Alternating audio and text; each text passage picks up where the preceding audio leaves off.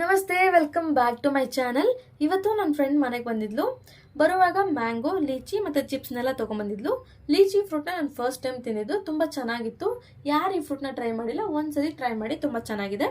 ಸಂಜೆ ಆದರೆ ಸಾಕು ಏನಾದರೂ ತಿನ್ಬೇಕಂತ ಅನಿಸ್ತಿರುತ್ತೆ. ಸೊ ನಾವು ಆಚೆ ಹೋಗ್ಬಿಟ್ಟು ಒಂದು ಪ್ಲೇಟ್ ಗೋಬಿನ ತೊಗೊಂಡ್ಬಿಟ್ಟು ಅದರಲ್ಲಿ ಇಬ್ಬರು ಶೇರ್ ಮಾಡಿಕೊಂಡು ತಿನ್ಕೊಂಡು ಮನೆಗೆ ಬಂದ್ವಿ. ರಾತ್ರಿ ಊಟಕ್ಕೆ ಅಂತ ನಾನು ಕರ್ಡ್ ರೈಸ್ನ ಮಾಡಿದ್ದೆ. ಕರ್ಡ್ ರೈಸ್ ನೋಡೋಕೆ ಎಷ್ಟು ಕಲರ್ಫುಲ್ ಆಗಿತ್ತು, ತಿನ್ನೋಕ್ಕೂ ಅಷ್ಟೇ ಚೆನ್ನಾಗಿ ಬಂದಿತ್ತು.